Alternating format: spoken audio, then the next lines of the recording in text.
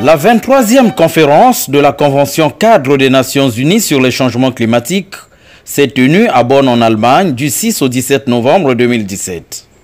Ce grand rendez-vous annuel aura permis aux dirigeants de la planète de réaffirmer leurs engagements à mettre en œuvre de véritables politiques favorables à l'environnement.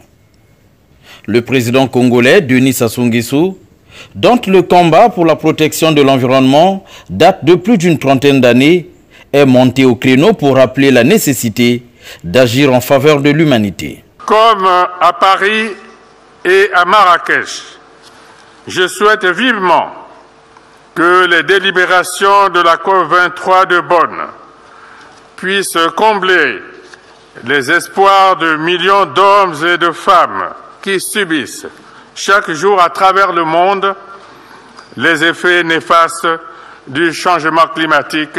La vision écologique du président Denis Sassou Nguesso est aujourd'hui vulgarisée par l'écrivain-chercheur Michel Innocent-Péa. S'illustrant par une véritable diplomatie climatique et écologique, Michel Innocent-Péa, auteur de Vision verte de Denis Sassou Nguesso face à un monde en danger et aveugle, a eu de nombreux contacts avec plusieurs hautes personnalités, comme ici avec le président français. Emmanuel Macron, recevant la dédicace du livre Vision verte de Denis Sassou Nguesso, n'a pas manqué d'encourager l'écrivain-chercheur pour son engagement.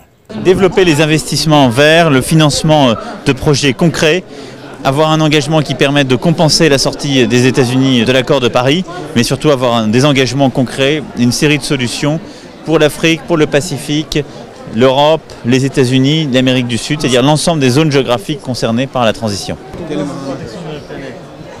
Merci à vous. Merci à vous.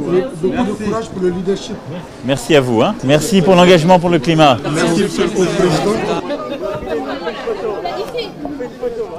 Le président de la COP22, Salah-Eddine Mezouar, ministre marocain des Affaires étrangères, de la COP23, Premier ministre de Fidji, France Baini Marana, ainsi que celui de la COP24, Jeanne Chisco, ont également reçu de Michel Innocent-Péa la dédicace de Vision verte de Denis Sassou Nguesso.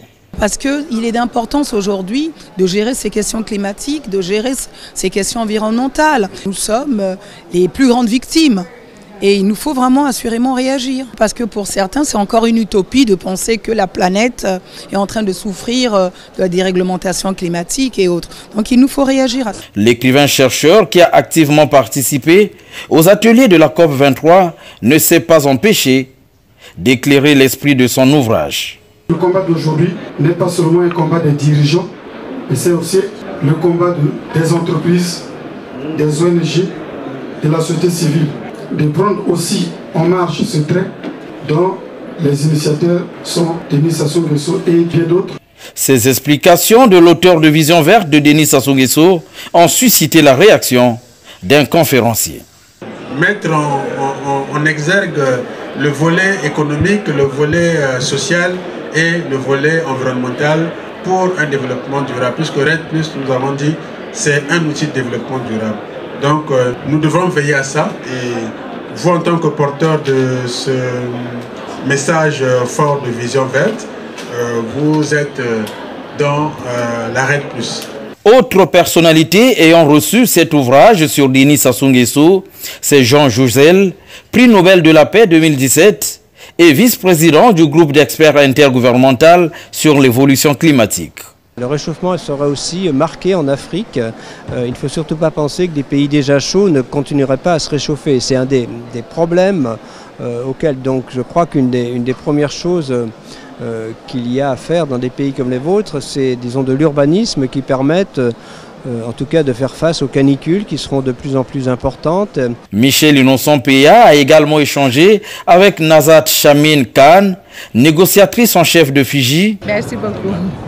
Ovais Sarmad, secrétaire exécutif adjoint de la Convention cadre des Nations Unies sur les changements climatiques, membre de l'organisation de la COP23, Nicolas Hulot, ministre français de l'écologie, Mélisse Monte, députée secrétaire générale à l'Union européenne, ainsi qu'avec la secrétaire exécutive de la Convention cadre des Nations Unies sur les changements climatiques et membre de l'organisation de la COP23. Ce qu'on a envisagé à Paris n'est pas encore devenu réalité complètement. Il y a des efforts qui se font, il y a des instruments financiers qui se développent, mais à mon avis, il y a un immense effort à faire, notamment sur le continent africain, si nous voulons maîtriser cette problématique. Et c'est d'ailleurs quelque chose qui est dans l'intérêt de tout le monde. Dans sa volonté manifeste d'atteindre un plus grand nombre de lecteurs de Vision Verte de Denis Sassou Nguesso, Michel Innocent Péa a mis les bouchées doubles dans l'édition de cet ouvrage. Ce livre, traduit en plusieurs langues, l'allemand, l'anglais, le russe, le chinois, l'espagnol et bien d'autres, a été mis à la disposition des stands de ces différents pays, dont certains sont de véritables grands pollueurs. Toutes ces questions sont abordées dans la Vision Verte de Denis Sassou Nguesso face à un monde en danger. Souvenez-vous, les questions environnementales sont aujourd'hui devenues des sujets d'actualité. Pour l'écrivain-chercheur, l'objectif de toutes ces éditions est de permettre au peuple du monde de s'imprégner de toutes les initiatives entreprises par le président Denis Sassou Nguesso dans la lutte pour la protection de l'environnement.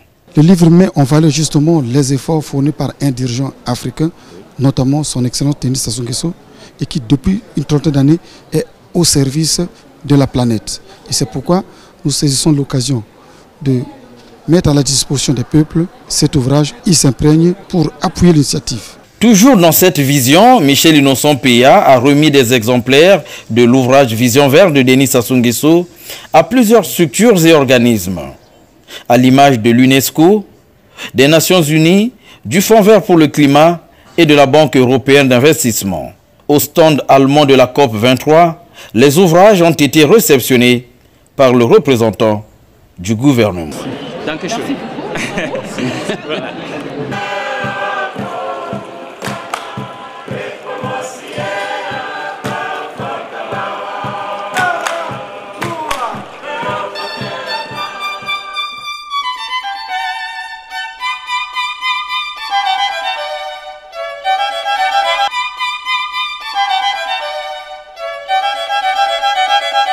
beaucoup.